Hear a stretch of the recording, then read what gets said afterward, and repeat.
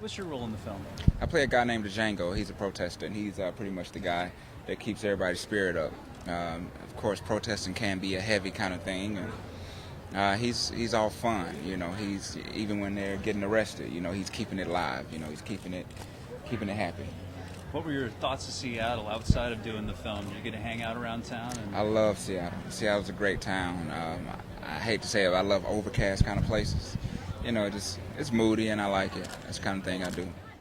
Hi. Hi. How's it going? Good. Welcome Thank you. back. Thank you. Good to be here. What's it like coming back to Seattle after filming the movie? Well, good actually. This is probably our most exciting festival. We've opened a few around the country, but obviously this has such significance to the story and the people of Seattle. I think we're really looking forward to seeing how the reaction is going to be today. People seeing what a lot of people were involved with back in '99, sort of put up there on the big screen in a very dramatic, entertaining way. So.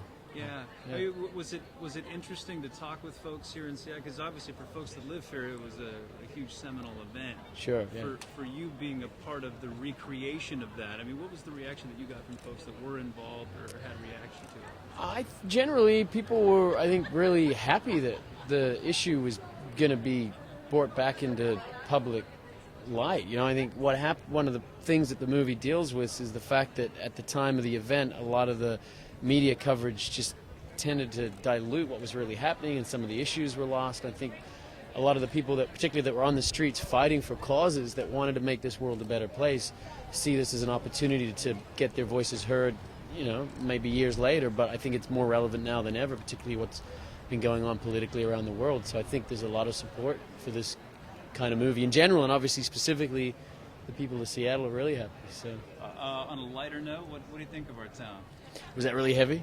Well, I don't Probably. know. I mean, well, the riots were pretty heavy. Yeah. This is a pretty laid-back town, generally. Yeah, it is. I was just saying that. I'm from Auckland, New Zealand. That's where I grew up. And I was just on the way here. I was like, wow, this is very similar. It's just mellow, and people are pretty calm and collected and cool. And so, I'm happy to be here. I actually shot a movie back in 2001, I think, The Ring, which we shot around Bellingham, and we stayed here in Seattle. So it's kind of got a special place for me. That was my first big American movie. And so, I'm stoked to be back. Yeah, it's good to have you. Thank you. All right, enjoy the movie. Thank you.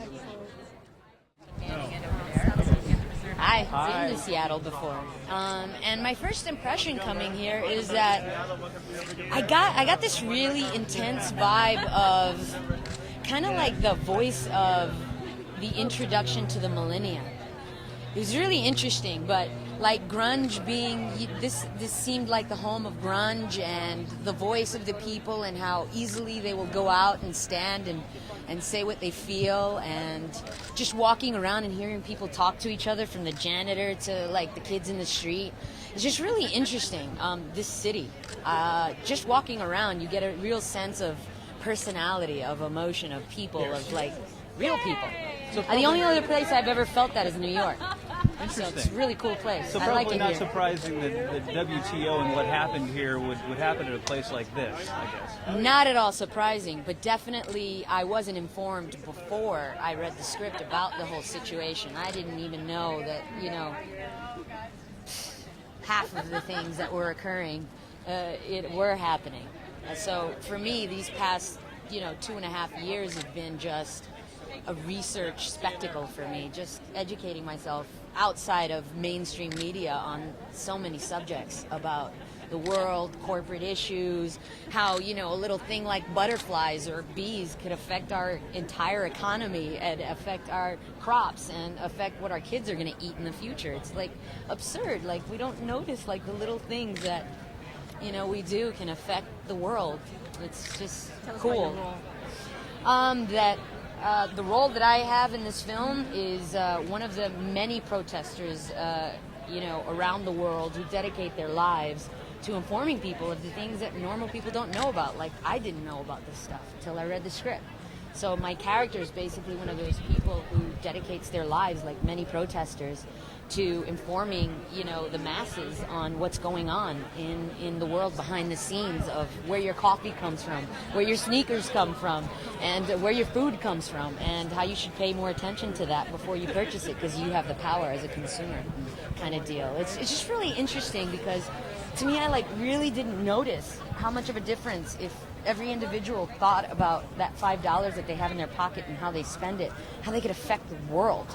You know, the entire world's economy, you know, in one country could affect the entire world's economy.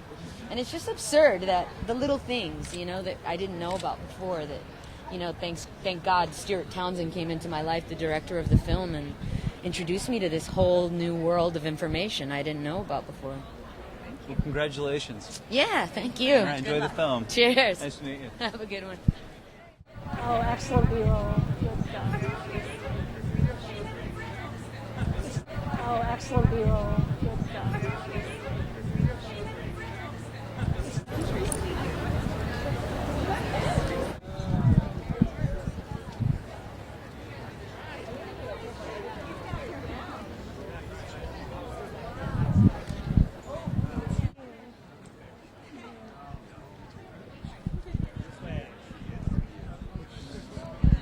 Charlize?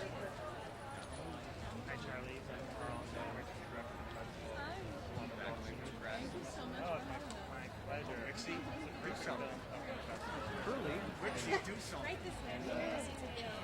Hey, Stuart, hi. How you How doing? are you? Good. Congratulations, first of all. Thank you. Don't say that yet, though. We haven't seen the film. Fair enough. I'm curious, what was it about what happened here in '99 that made you so concerned about this, so interested in it, made you want to, you know, write, produce, direct this thing? It's a big question, but I guess I'm Irish. I was living in America. It's post 9/11. I felt this was a story that was really important. People were out here for really important issues that have been sort of sidelined since the war on terror and since 9/11. And you know, I feel like people came out and spoke truth to power and really had a victory for the people against, you know, the corporatization of our world. And it was an event that was sort of forgotten. So I felt that it might be a good story to retell. And 2008 seems like a good time. You know, it feels like there's we're coming out of this era and into a new era, and maybe these issues can, you know, hit the forefront again. Hold on a sec. Okay, there you go. For those of us who were here and It's like a John McCain. Sorry. Oh no, who was it? Rudy Giuliani. Yeah. For those of us who were here and lived through that situation, you know, we have, you know, real strong memories about what went down. Right. What were your impressions of the city and the way they reacted, knowing that you were sort of reenacting this?